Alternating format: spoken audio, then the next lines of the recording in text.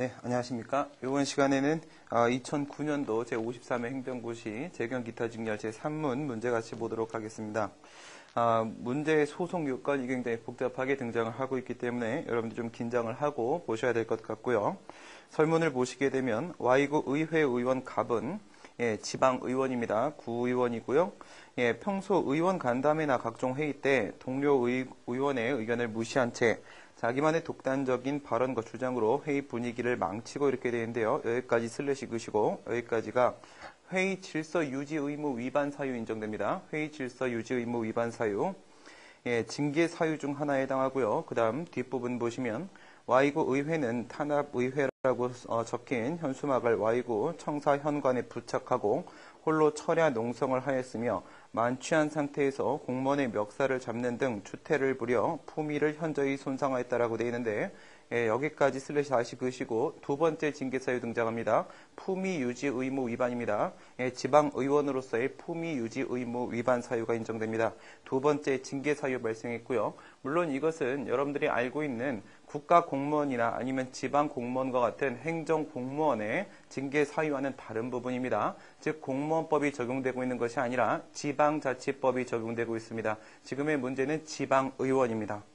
이에 구의회는 갑을 의원직에서 제명하는 의결을 하였다라고 되어 있는데요. 제명하는 의결 밑줄 그시고 나서 징계의결입니다. 징계의결의 일종으로서 제명의결이 포함되어 있습니다.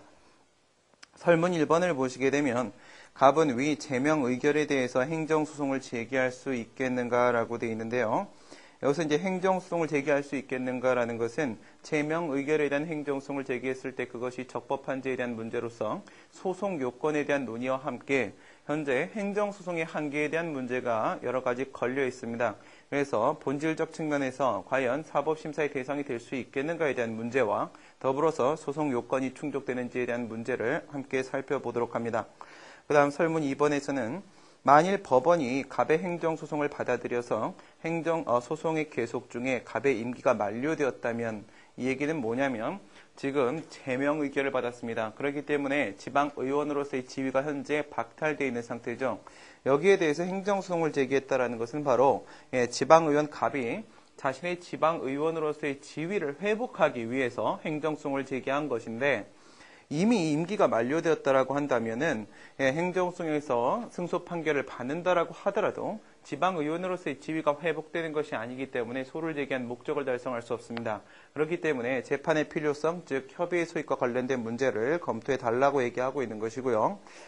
수소법원은 어떤 판결을 해야 되겠는가라고 묻고 있는데 이렇다고 해서 여러분들이 정말로 각하 판결이나 인용 판결 또는 기각 판결에 대한 결론을 반드시 내려야 된다라는 강박관념에 쌓이시면 안 됩니다. 즉 지금 여기서 얘기하고 있는 것은 핵심 논점이 협의의 소익에 대한 문제이고요. 따라서 각하 판결의 대상이다 아니다만 얘기하시면 되는 거지 굳이 어떤 판결을 해야 된다라까지 여러분들이 도출할 필요는 없습니다. 현재 문제는 바로 각하 판결 대상인지 여부에 대한 질문을 하고 있는데요. 이번 시간에는 설문 1번에 대해서만 함께 살펴보고 답안까지 확인을 해보도록 하겠고요. 다음 시간에 잠시 쉬었다가 설문 2번과 관련된 논의를 진행해 보도록 하겠습니다. 먼저 판서를 통해서 같이 보시게 되면은 지방의회 의원에 대한 제명의결 문제입니다. 근데 지방의원에 대한 제명의결 우선 그 법적 성질과 관련돼서 처분성 논의가 필요할 텐데요. 여러분 답안에서는 이렇게만 쓰시면 됩니다. 판례 기준에 따라서 행정청의 공권력 행사 그리고 국민의 권리의무에 대한 직접적 영향만 미치고 있으면 그것은 행정처분이다라고 하고 바로 포섭을 하셔도 됩니다. 즉 위에 있는 지방의회의 공권력 행사이고 지방의원으로서의 지위를 상실시킨다는 점에 있어서 그 처분성이 인정된다라고 결론을 내리시면 상관이 없는데요. 그런데 밑에서 제가 지금 행정행위의 개념 요소에 대한 각각의 검토를 해보도록 할 겁니다.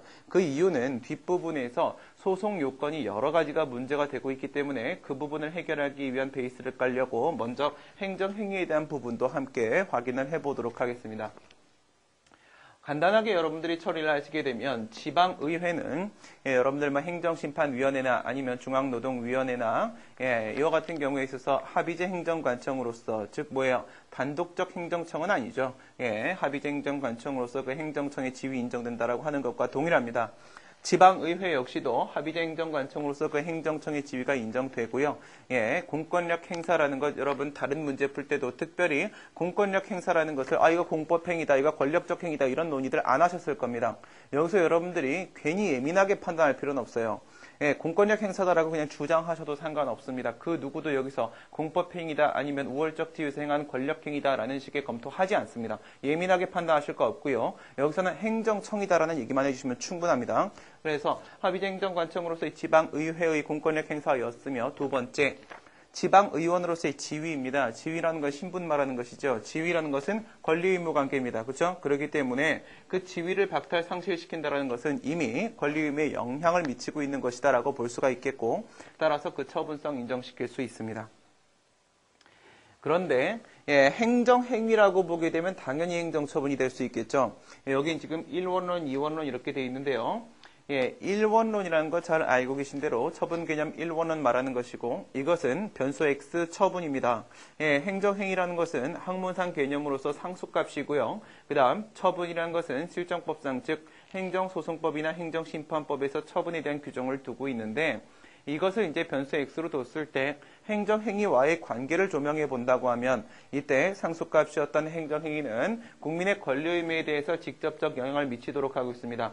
권리의무에 직접적 영향을 미치기 때문에 행정행위는 원래부터 실체법적 개념입니다. 이때 처분이 행정행위와 동일하다라고 보게 되면은 처분 역시도 실체법적 개념이 될 것이고 동일하다라고 본다는 점에서 처분 개념 1원론이 됩니다. 그 다음 처분 개념 2원론의 경우에 있어서는 이것은 행정행위와 처분이 다른 개념이다, 상이한 개념이다 라고 보는 건데요. 그렇다고 해서 완전히 별개의 개념으로 보는 것은 아니고 처분은 행정행위를 포함하면서 플러스 알파, 그보다 큰 개념이다 라고 봅니다. 그렇다면 권리의무에 직접적 영향을 미치지 않는 행위 역시도 처분이라고 볼 수 있는 여지가 생기게 되는데요. 그렇기 때문에 실체법적 개념이다라고 주장하기는 힘들어지겠죠. 그런데 행정소송법과 행정심판법에 규정되어 있는 개념이기 때문에 행정소송법, 행정심판법, 쟁송법적 개념이다 이렇게 보게 됩니다. 그래서 처분을 쟁송법적 개념으로 보는 견해가 바로 처분 개념 2원론이다. 어떻게 본다고 한들 1원론으로 보든 2원론으로 보든 행정행위라고 하게 되면 그것은 당연히 행정처분이 될 수 있습니다. 그래서 먼저 행정행위인지에 대해서 살펴보도록 합니다. 실제 여러분 답안에서는 이런 내용까지는 나올 필요 없습니다. 그런데 지금 이것은 뒤에서 소송요건 논의를 하기 위해서 검토하는 것뿐이라고 했어요. 하나씩 한번 보시게 되면 첫 번째, 행정행위의 개념 요소는 행정청의 행위여야 되며 구체적 사실에 대한 법집행위여야 되고 세 번째 권력적 단독행위여야 되고 그것이 공법행위여야 되면서 국민의 권리의무에 대한 직접적 영향을 미쳐야 됩니다. 행정청이라는 것은 행정청의 행위가 아닌 것은 행정행위가 아니라고 보는 것이고요. 두 번째, 구체적 사실에 대한 법집행위라는 것은요. 우선 이 구체적 사실 법집행위를 했을 때 이것은 법제정행위나 법선언행위, 즉 입법작용이나 사법작용은 행정행위가 아니라고 보는 것이겠죠. 그 다음에 이 구체적이라는 부분은 바로 뭘 말하는 거겠습니까? 이것은 행정입법과 같은 일반적 추상적 규율은 행정행위가 될 수 없다는 것을 말하는 겁니다. 일반적 추상적 규율만 아니면 됩니다. 여기서 여러분들 뭘 생각해 보시면 돼요? 처분적 법규 생각해 보시면 되겠죠? 처분적 법규. 일반적 추상적 규율은 전형적 법규죠. 그래서 행정소송의 대상이 될 수 없습니다. 그에 비해서 일반적 추상적 규율만 아니면 돼요. 즉 무슨 말이에요? 일반적이면서 구체적 규율이어도 되고요. 아니면 개별적이면서 추상적 규율이어도 되고 완전히 반대로 넘어가서 개별적 구체적 규율이어도 되고 뭐로 간다고 한들 여기서 일반적이다, 개별적이다, 추상적이다, 구체적이다라는 부분에서 2 곱하기 2의 4가지 경우의 수가 나오는데 4가지 중에서 일반적, 추상적 2지만 않으면 나머지 4분의 3은 행정행위가 됩니다.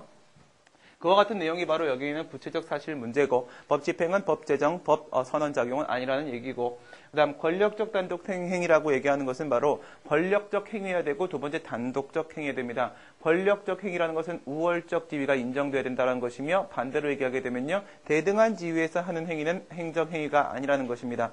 단독적 행위라는 것은 계약행위와 같이 상대방과의 합의를 요구하지 않는다는 것입니다. 그 얘기는 뭐예요? 일방적 행위라는 겁니다. 일방적 행위라는 것. 그 다음에 공법행위. 공법행위라는 것은 공법적 효과를 발생시키는 것은 아니죠. 공법에 근거해야 된다는 것을 말하는 겁니다. 예를 들어서 광업허가라고 하게 되면 또는 어업허가라고 하게 되면 이와 같은 어업허가나 광업허가는 당연히 행정행위임에도 불구하고 특허죠.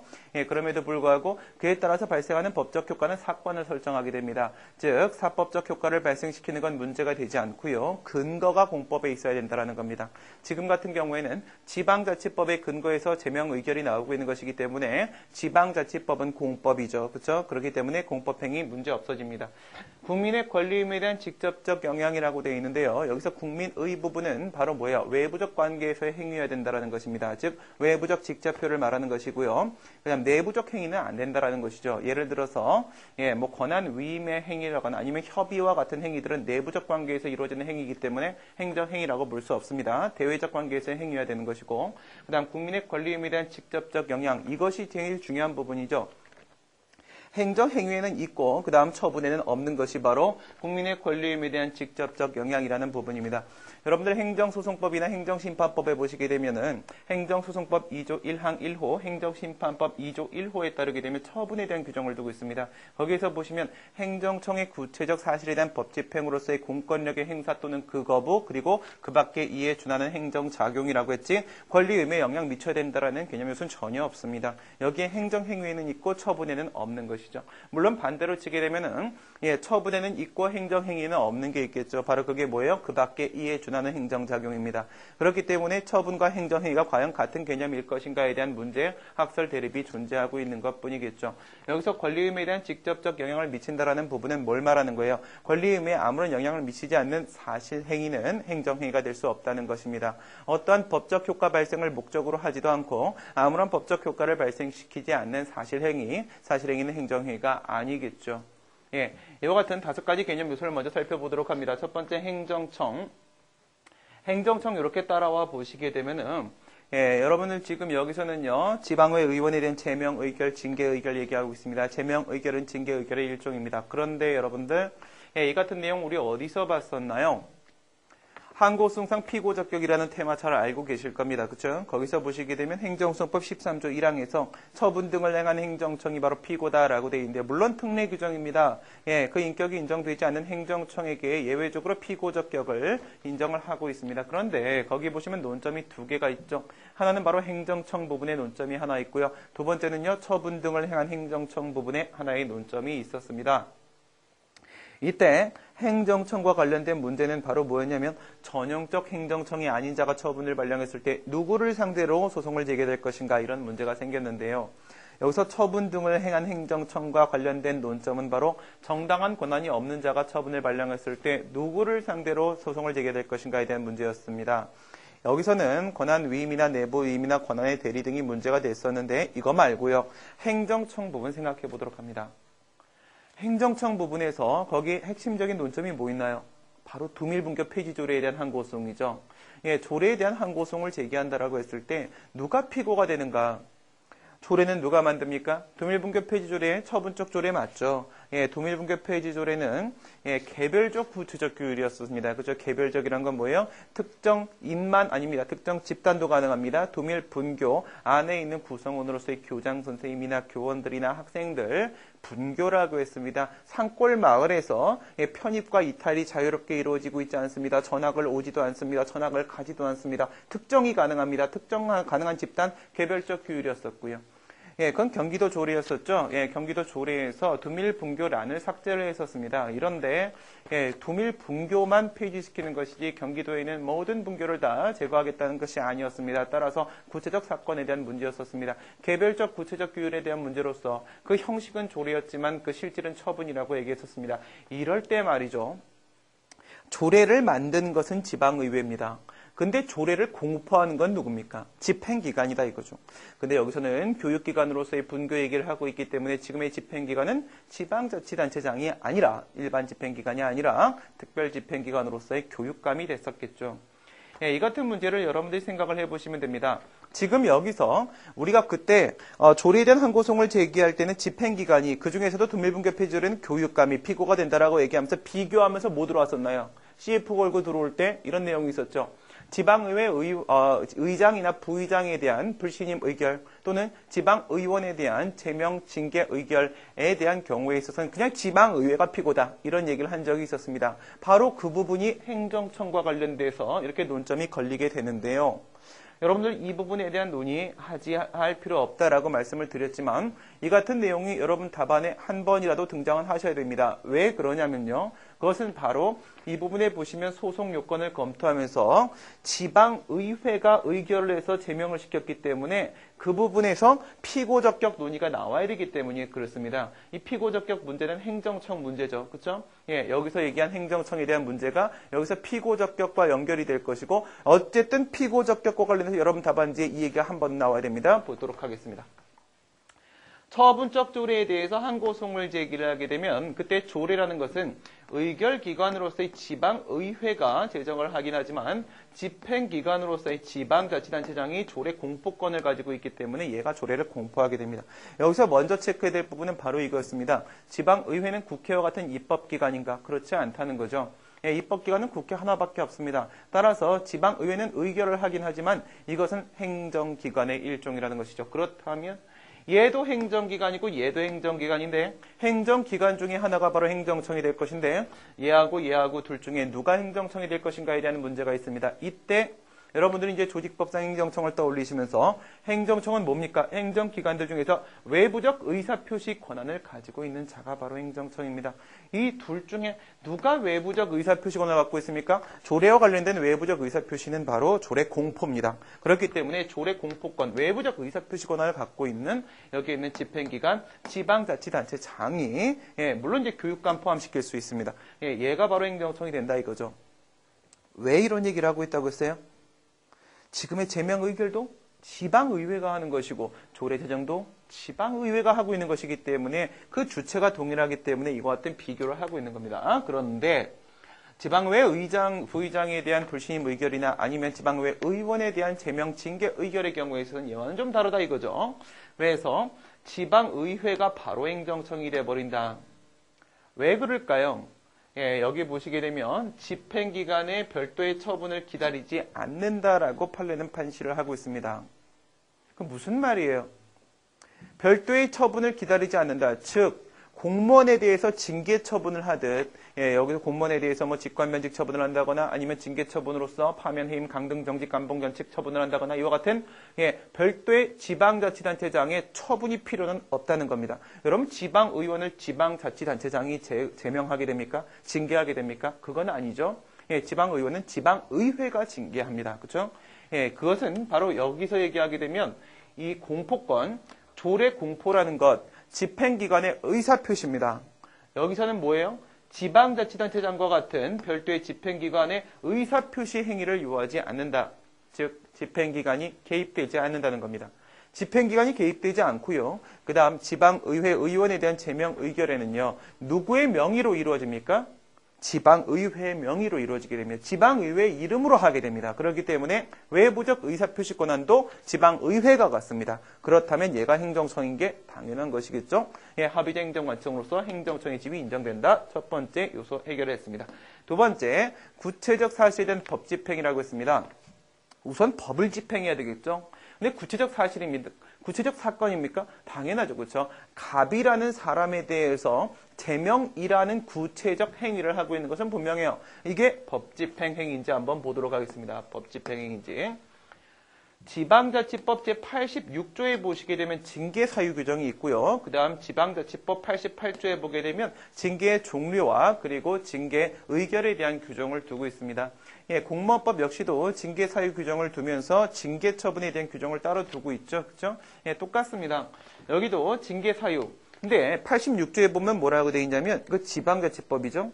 지방자치법 이 법에 위반되거나 또는 자치법규에 위반될 때, 그죠? 자치법규 조례나 규칙에 위반될 때도 역시 징계 사유가 발생한다라고 봅니다. 그런데 우리 설문을 읽으면서 뭐라고 했냐면 회의 질서 유지 의무 위반이라고 했고요. 포미 유지 의무 위반이라고 했는데 이것은 지방자치법에서 정해놓고 있는 지방의원의 의무사항입니다.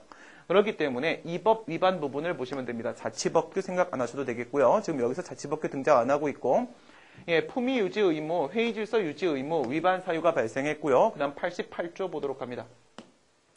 88조는 1항과 2항으로 되어 있는데 1항의 경우에서는 징계 종류 규정을 두고 있고요. 예, 공개회의석상에서 경고를 하는 징계가 하나가 있고 공개회의석상에서 사과를 하도록 하는 징계가 하나 있고 30일 동안 출석 정지를 시키는 징계가 하나 있고 제명을 시키는 징계가 하나 있는데 제4호에 해당하는 88조 1항 제4호에 해당하는 제명 의결을 한 겁니다.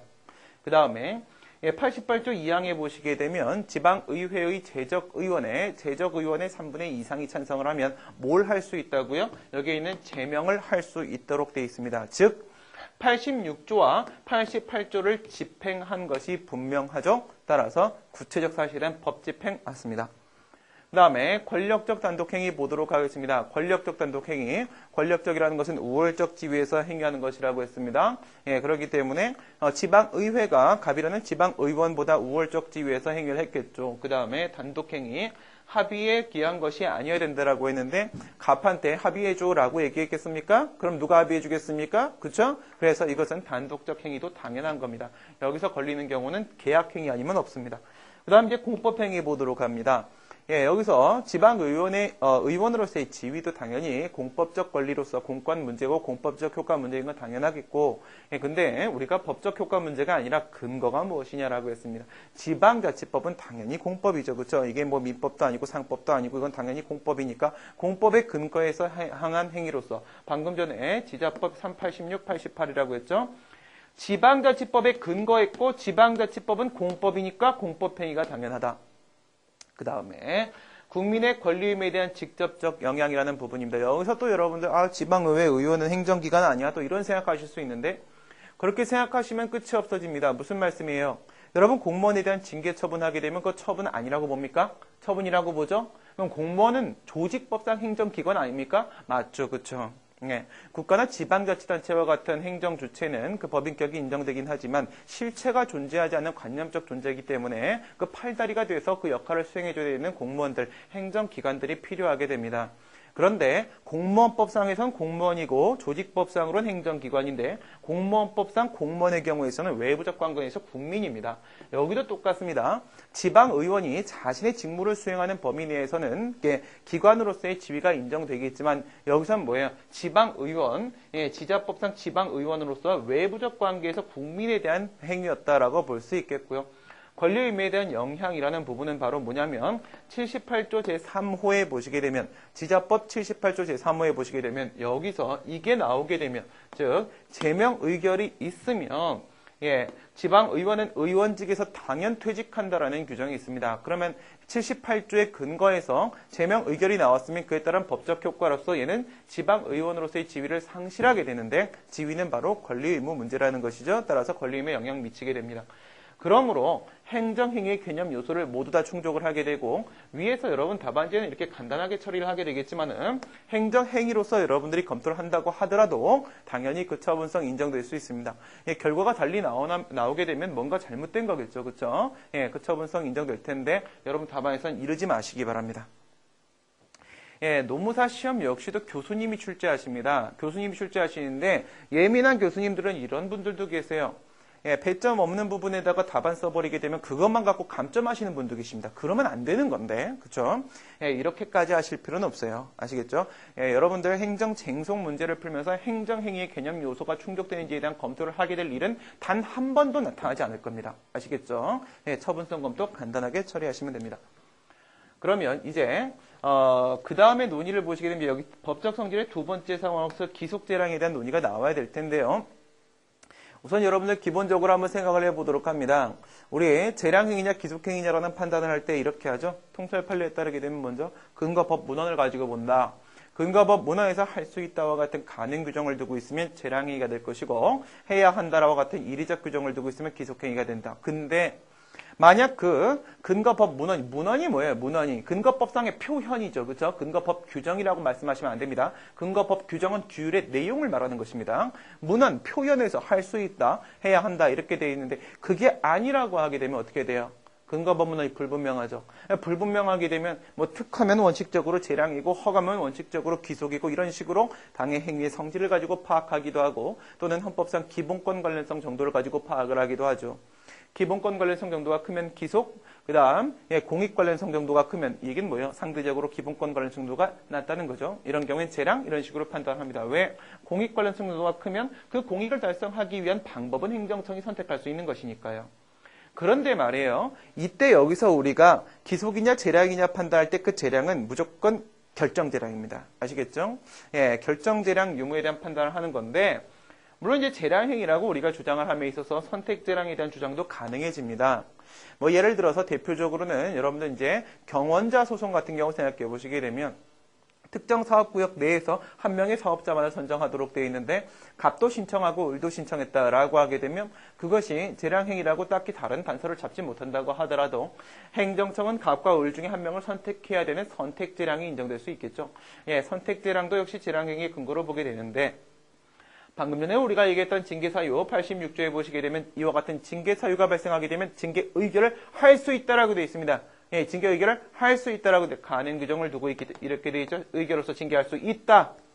예, 할 수 있다. 가능 규정이 있기 때문에 결정재량 인정되고요. 뿐만 아니라 아까 보셨던 대로 경고, 사과, 출석 정지, 제명과 같은 4개 우리가 항상 뭐라고 해요? 예, 국가공무원법이나 지방공무원법 근거로 해서 우리가 징계처분을 한다라고 했을 때 징계처분 역시도 마찬가지죠. 그렇죠? 예, 징계처분도 마찬가지로 파면해임, 강등정직, 감봉결책 6개 중에 하나를 선택할 수 있다. 선택지랑 이렇게 얘기하는 거랑 똑같죠.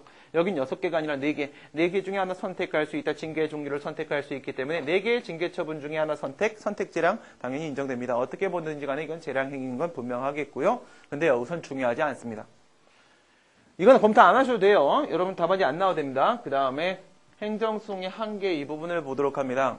왜 그러냐면 여기서 소송 요건에 대해만 검토하고 나서 행정소송을 제기할 수 있다 이렇게 말할 수 있는 게 아니에요. 예, 다른 분 얘기하는 거 정말 싫은데 다른 분은 얘기 안 하겠습니다. 어떤 책을 얘기하겠습니다. 어떤 책에서 말이죠. 예, 지금 여기서 여러분들 검토해야 되는 소송 요건 논점이 몇 개예요? 지금 6개가 걸려있어요. 하나라도 빠지면 안 됩니다. 이건 제 생각이 아닙니다. 예, 교수님이 강평에서 6개 전부 다 안 하면, 예, 강의 감점하겠다라고 하셨어요.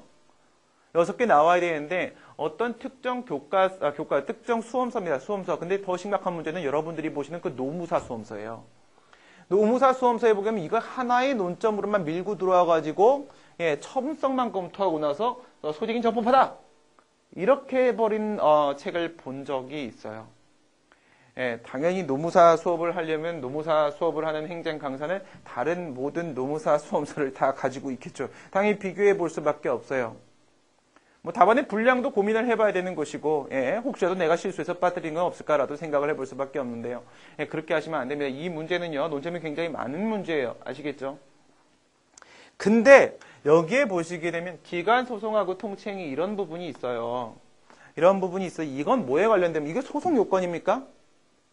대상적격, 원고적격, 협의소익. 예, 원고적격과 해서 함께 당사자적격, 피고적격. 불가증력과 관련돼서 행정심판 전치지와 제소기간. 그리고 재판관을. 거기에 기간소송이 있습니까? 통칭이가 있습니까? 없지 않습니까? 그쵸? 이거는 뭐예요? 본질적 측면에서 사법심사의 대상 자체가 될 수 있겠는가 없겠는가에 대한 문제, 즉 행정소송의 한계에 대한 테마입니다. 이것까지도 2개나 물리고 있는 상황입니다. 예, 그러면 먼저 여러분들 행정소송의 한계에 대한 내용부터 간단히 보도록 하겠습니다. 자세한 내용은 지금 설명할 시간이 없으니까 전체적인 윤곽 틀만 보도록 할게요. 행정소송의 한계라는 건 뭘까요? 행정소송법 제1조에 따르게 되면 열기주의 원칙이 아니라 개괄주의 원칙을 채택하고 있음에도 불구하고, 그쵸? 열기주의라는 것은 행정소송의 대상이 될 수 있는 사항들을 하나하나 열거해 놓은 걸 말하는 것이죠?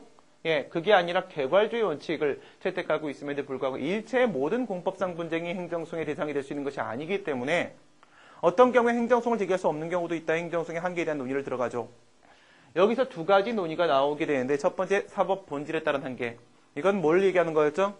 사법심사의 대상이 될 수 없으면 행정소송의 대상도 될 수 없다는 얘기죠. 왜? 행정소송도 법원의 재판이니까. 이것도 사법재판이기 때문에 사법심사의 대상 될 수 없으면 행정소송의 대상도 될 수 없다.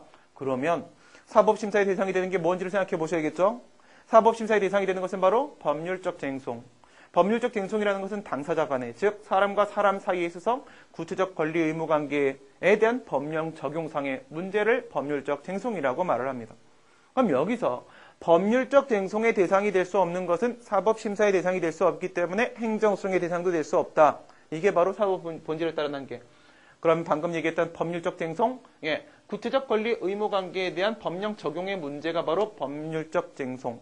이걸 두 개를 구분했죠? 다시 여기서 이거 두 개를 다시 슬래시 끊고, 구체적 사건에 대한 문제하고 권리 의무에 관한 사건에 대한 문제고 다시 나누고, 구체적 사건에 대한 문제는 앞에서도 우리가 구체적 사실에 대한 법 집행 얘기할 때 여기서 무슨 얘기했나요?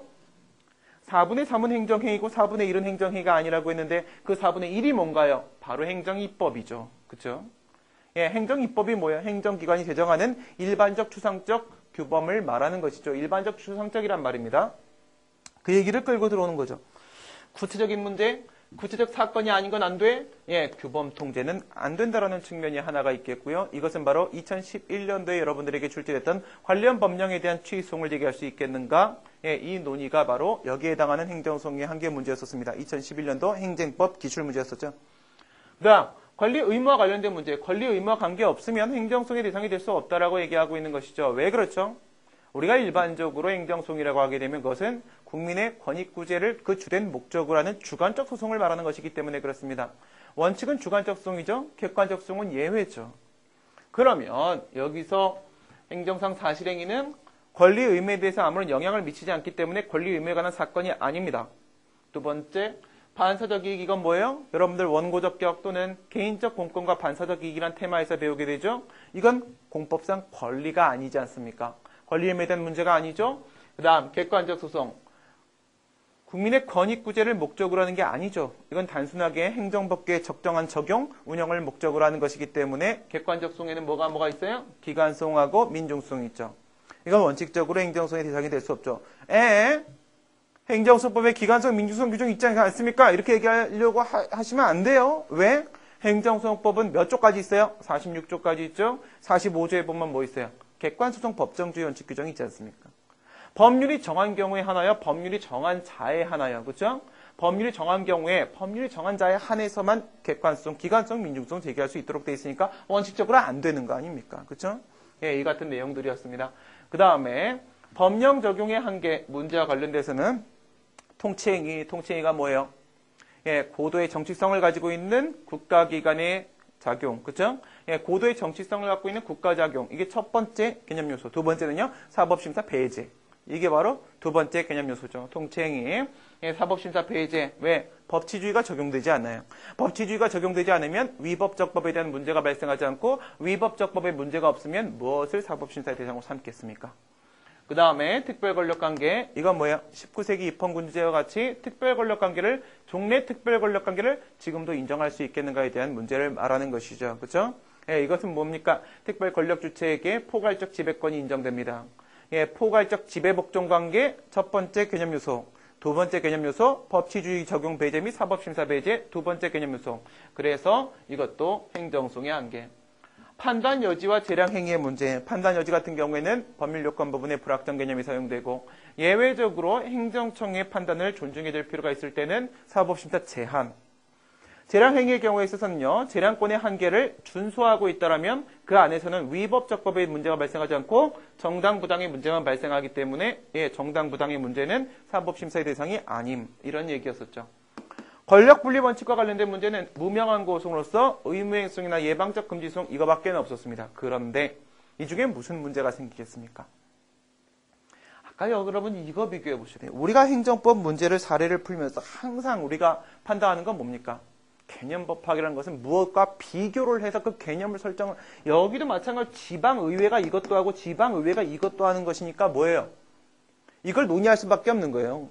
공통점이 발견됐으니까 차이점은 뭐냐 이거죠. 역시 마찬가지입니다.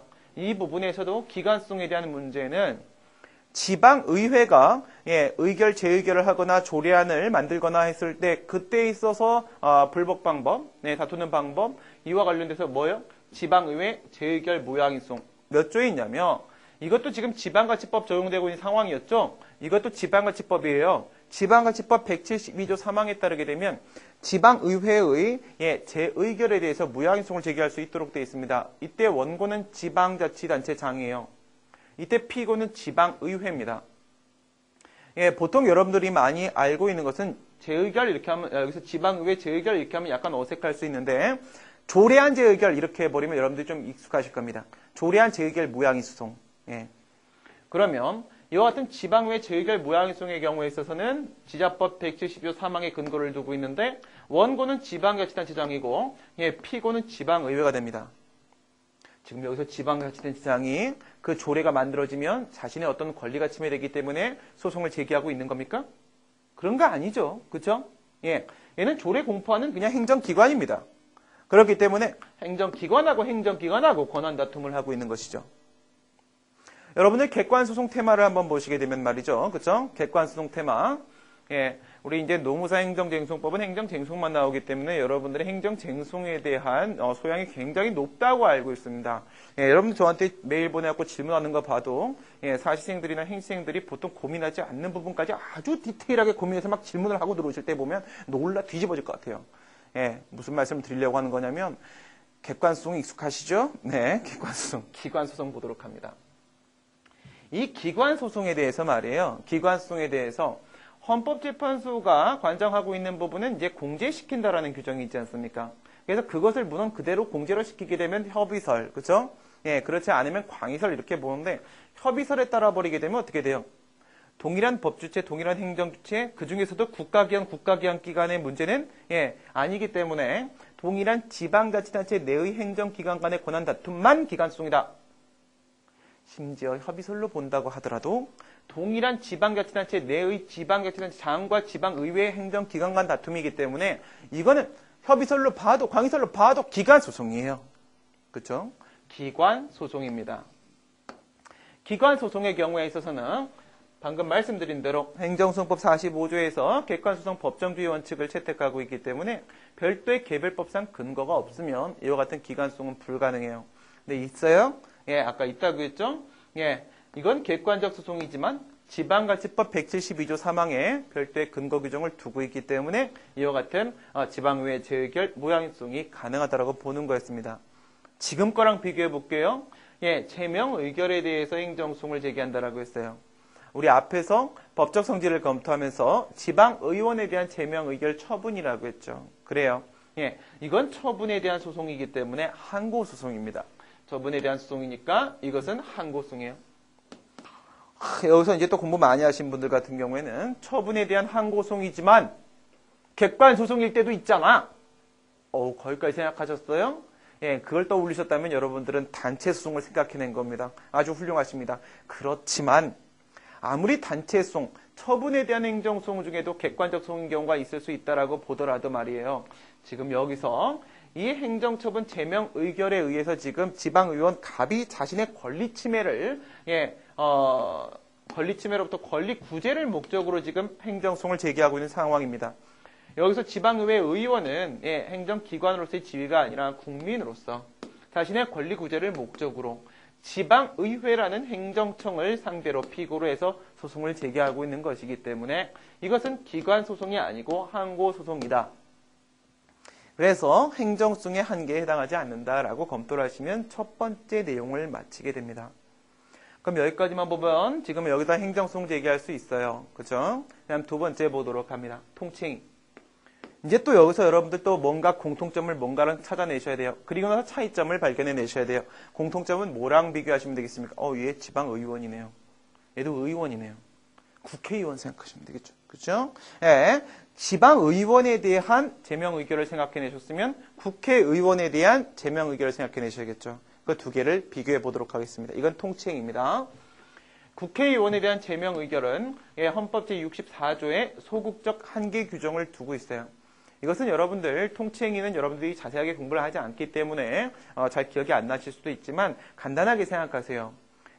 헌법상 소극적 한계 규정을 두고 있다라고 하게 되면 그건 사법심사의 대상이 될 수 없기 때문에 당연 통칭이다. 이렇게 보는 거 가장 기본적인 내용이에요. 단순한 접근 방법입니다.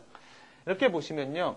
헌법 제64조에 보시게 되면 국회의원에 대해서 징계 의결을 할 수 있다라고 돼 있으면서 사망해서 64조 사망해서 제명 의결도 할 수 있는데 이것도 3분의 2 이상 찬성입니다. 아까 전에 지방의원에 대한 제명 의결 역시도 제적의원 3분의 2 이상 찬성이었습니다. 똑같죠? 예, 그래서 정족수 똑같고요. 3분의 2 이상이고 근데 사항에 보니까 이런 게 있어요. 이 항과 사망에 따른 제명 의결이나 징계 의결에 대해서는 법원 제소 불가라고 되어 있습니다. 이게 바로 소극적 한계 규정이죠. 그러니까 국회의원에 대한 징계 의결이나 제명 의결이 있다고 해서 거기에 대해서 사법심사를 청구할 수 없어요.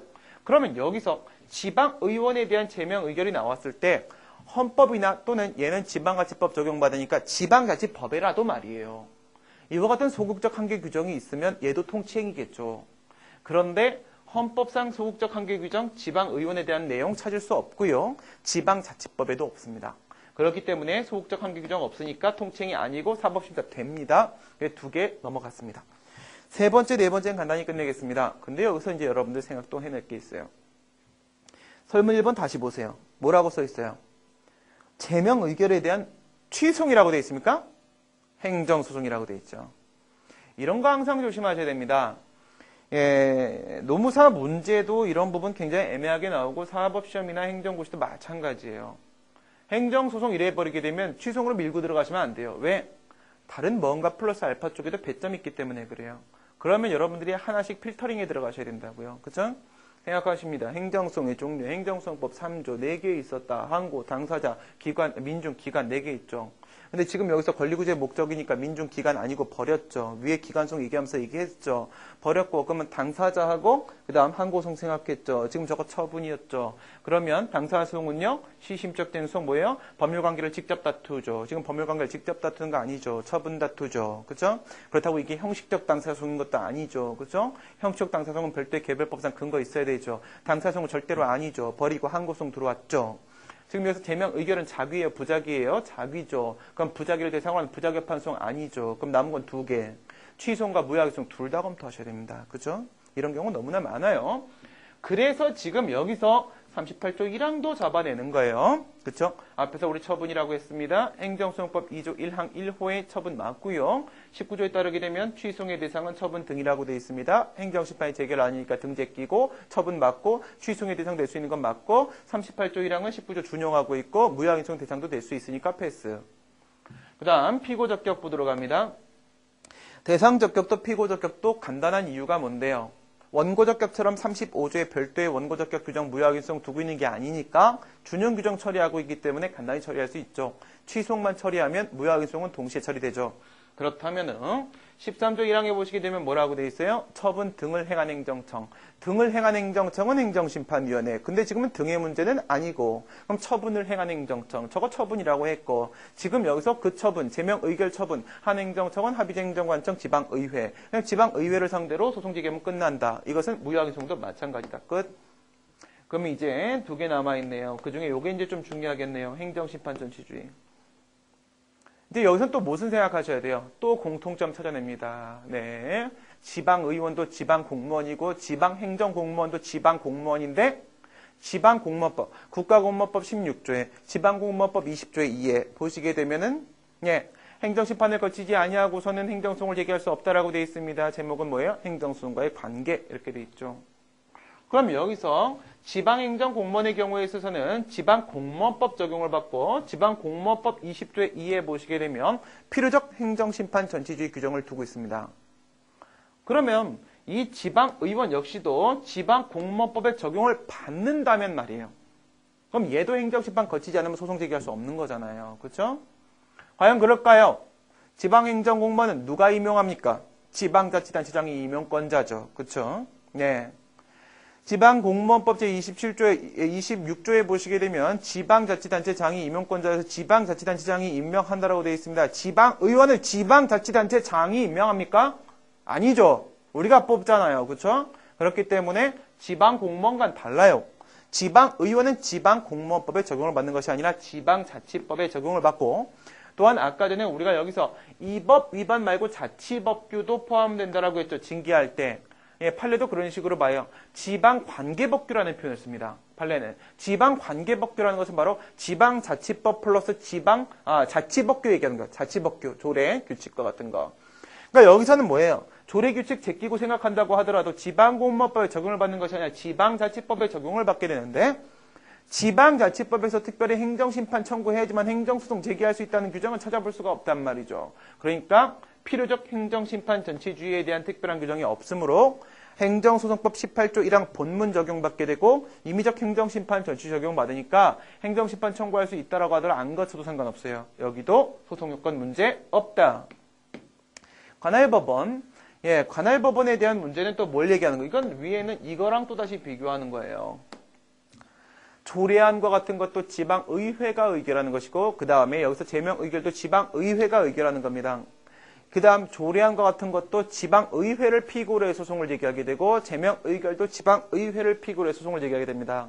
두 개를 비교해 봤을 때 위에서 얘 같은 경우에는 기관소송, 객관소송이기 때문에 객관소송 법정주의 원칙에 따라서 별도의 개별법상 근거가 있어야 되는데 개별법 지방자치법 172조 3항에 근거가 있다고 했어요. 그런데 172조 3항에 보면 뭐라고 돼 있습니까? 대법원의 소재기하라고 돼 있어요. 1심이 대법원이고 최종심이 대법원입니다. 예, 대법원 소재기니까 관할법원이 여기선 대법원이 돼요. 근데 지금 여기서 제명의결에 대한 행정소송은 별도의 이와 같이 관할법원 규정이 지방자치법에 따로 있는 게 아니란 말입니다. 그리고 이것은 그냥 우리가 알고 있는 일반적인 항고소송이란 말입니다. 그렇다면 행정소송법 구조 적용을 시켜갖고 서울이라고 하게 되면 행정법원, 관할 행정법원에 대해서 소송을 제기하면 그냥 된다. 이렇게 결론 내리시면 되겠죠. 그럼 답안 간단히 보고 마치도록 하겠습니다. 답안을 펴보시게 되면 2페이지에서 행정처분성에 대한 논의를 제가 행정행위를 가지고 이렇게 처리를 하고 있는데 여러분들은 이렇게 하지 마시고 이렇게 하시라고 했습니다. 행정행위라는 것은 무엇이다 정의를 내렸고 개념 요소 5개를 잡았고 행정청. 이것은 조례에 대한 항고소송과 비교했을 때 조례의 경우에 있어서는 집행기관이 지방의회는 단순한 의결기관에 지나지 않기 때문에 집행기관이 바로 행정청이 된다는 것인데 소속의원, 지방의원에 대한 징계의결의 경우에 있어서는 지방의회, 현재로서는 Y의회가 바로 행정청 맞다라고 얘기했던 거 아까 그 내용입니다. 그 다음 구체적 사실에 대한 법 집행은 어떤 법을 집행했습니까? 지방자치법 86조, 88조 집행했었죠. 그 얘기 나오고 있습니다. 권력적 단독행위, 우월적이고 일방적이라는 얘기가 꺼낸 겁니다. 공법행위, 지방자치법에 근거하고 있다는 말을 한 겁니다. 권리의무에 대한 영향, 얘는 지금 국민 맞고 권리의무로서 지방의원으로서의 지위가 상실된다는 말을 한 겁니다. 아까 설명 다 드렸던 부분이고요. 판례 보도록 합니다. 판례 밑줄 그시고 소속 의원에 대한 제명 처분이라고 된 뒤에 밑줄 집행기관의 처분을 기다리지 아니하고 여기만 밑줄 그어놓으시면 되겠습니다. 그래서 집행기관이 개입하지 않습니다. 그렇다면 당연히 지방의회가 바로 행정청의 지위에서 행위를 하게 되는 것이고 그 다음 페이지 3페이지 보시게 되면요. 지방의원으로서의 지위상실 동그라미 치시면 됩니다. 지위상실이라는 법적 효과 권리 의무에 영향 미치고 있겠네요. 예, 됐고, 그 다음 오른쪽 맨 끝에 보시게 되면요. 법률적 쟁송이라고 했죠. 법률적 쟁송은 뭐예요? 원칙적으로 주관적 소송. 예, 권익구제가 그 목적입니다. 그거 맞다라고 얘기한 거예요. 처분 맞다 이거죠. 됐고요. 재량행위 보시게 되면, 판례 역시도 뭐라고 하고 있냐면, 물론 이제 86조 징계할 수 있다 가능 규정 있고, 결정재량 인정되고, 그 다음 88조에서 징계 종류 4개 중에 하나 선택하고, 선택지랑 인정되고. 근데 판례 보세요. 판례 뭐라고 하고 있습니까? 맨 끝에. 징계 여부 판단 밑줄. 징계 여부 판단 이게 뭐예요? 징계할까 말까 결정지랑 인정된다는 겁니다. 징계 종류 선택 밑줄. 선택지랑 인정된다는 겁니다. 판례도 결정지랑 선택지랑 전부 다 인정하고 있죠? 됐고요. 넘어가시고 설문 1회 해결. 기간소송 통치행위 대상적격 비고적격 행정심판 전치주의 관할법은 각각 검토하는데 세 번째 줄 밑줄 취소과 무효하기송 둘 다 검토합니다. 그래서 38조 1항의 준용규정 종종 던져주셔야 됩니다. 기간소송 들어가시고 107조는 뭐냐면 조례안 재의결 무효하기송이고요. 172조는요. 조례안에서 약간 넓혀서 지방의회 재의결 무효하기송입니다. 이렇게 들어가게 되는데 172조만 적셔도 상관없습니다. 그 다음 이와 같은 경우에 있어서는 기간소송으로 볼 것인데 현재 제명의결에 대한 부분은 5번째 줄에 항고소송 동그라미 붙이면 됩니다. 항고소송. 그래서 여기는 별도로 개별법상 근거 필요 없다는 얘기고요. 그 다음 페이지 4페이지 넘어가십니다. 통치행위. 헌법 제64조 동그라미 치시고요. 이거랑만 비교해 주시면 되겠죠. 세 번째 줄에 소극적 한계 규정 없다 이겁니다. 그렇기 때문에 가능하다. 판례 보시고요. 지방의회 의원에 대한 제명, 국회의원과 다르다. 사법심사 배제한 특별한 규정 없다. 여기서 사법심사 배제한 특별한 규정 밑줄 그시고 이게 바로 뭐예요? 소극적 한계 규정이죠. 없다 이거죠. 재판청구권 보장 측면에서 소재기 허용한다. 대상 적격에 대한 문제는 19조하고 38조 1항 던져주시고 취소음과 무효항의소음 전혀 문제없다. 피고 적격에 대한 문제는 13조 던져주시고 취소음과 무효항의소음 전혀 문제없다. 아까 앞에서 다 했던 얘기입니다. 그 다음 행정심판 전치주의 들어오시고요. 예, 첫 번째 줄에 지방공무원법 적용 X 하시면 됩니다. X 오른쪽에 지방자치법 적용 동그라미 하시면 됩니다. 지방자치법 적용 동그라미. 그렇기 때문에 별도의 지방자치법에 소청심사 청구해라 뭐 이런 거 없어요. 그쵸? 예, 이런 거 필요 없고요. 그 다음에 밑에 보시면 판례. 지방의회 관계법규 밑줄 그으시고요. 지방의회 관계법규 지방자치법입니다. 여기서 행정심판을 거치지 않고 근데 여기 이거 뭐예요? 이거 바로 관할 고등법원에 제소할 수 있다? 이건 뭐예요? 이건 뭐냐면 밑에 내려가 보세요. 각주 보시게 되면 다음 페이지에 있나요? 예, 다음 페이지에 있는 5번 각주 보시게 되면 구행정수용법 1994년도 이전에는요. 예, 관할법원 규정이 고등법원으로 돼 있었어요. 당시에. 지금 행정법원, 그쵸? 예, 고등법원 돼 있으니까 그냥 이렇게 말하는 겁니다. 신경 쓰지 마세요. 예, 신경 쓸 필요 없고, 어쨌든 행정심판 거치지 아니하고 이게 중요한 거예요. 거치지 아니하고 밑줄 그시고, 필요적 행정심판 조치 적용되지 않습니다. 근데 맨 끝에 거 뭐예요? 무효항의소송 동그라미 쳐놓으세요. 이건 뭐예요? 여기서 이 행정심판 전치주의 있지 않습니까? 요거 있죠? CF. 무효확인 소송은 원래부터 행정심판 전치 적용받지 않습니다. 38조 1항은요, 18조를 준용하지 않죠. 취소하고 무효확인소송에 있어서 여러분 취소송 제기하는 게 쉬워요? 무효확인소송 제기하는 게 쉬워요? 어느 게 쉬워요? 무효확인소송 제기하는 게 쉽죠? 왜요? 소송 요건이 취소송엔 있고 무효확인소송엔 없는 게 있죠. 예, 그게 뭐가 있나요? 두 개가 있죠. 하나는 행정심판 전치주의, 하나는 제소기간. 그쵸? 행정심판 전치주의는 원래부터 무효항의소송이 적용이 안 되니까 여기는 무효항의소송은 의미가 없습니다. 관할법원. 172조 근거로 지방의회 재의결 무효항의소송은요. 대법원 동그라미, 대법원 소제기하도록 되어 있는데 여기는 그런 거 없어요. 지방자치법에. 그렇기 때문에 그냥 행정법원에 소송 제기하면 상관이 없다 이겁니다. 5페이지 맨 위에 있는 부분에서 관할법원이 1심이다라고 얘기한 것도 이거는 구법, 구행정소송법 적용되고 있기 때문에 그런 것이고요. 대법원 아니라는 것만 신경 쓰시면 됩니다. 그래서 현재 기관수용도 통치행위도 대상적격도 피고적격도 행정심판 전치도 관할법원도 아무런 문제가 없기 때문에 소재기 가능하다라는 것이 바로 결론이었네요. 예, 설문 1번 지금까지 풀어봤고요. 잠시 쉬었다가 설문 2번 또 같이 함께 해결해 보도록 하겠습니다.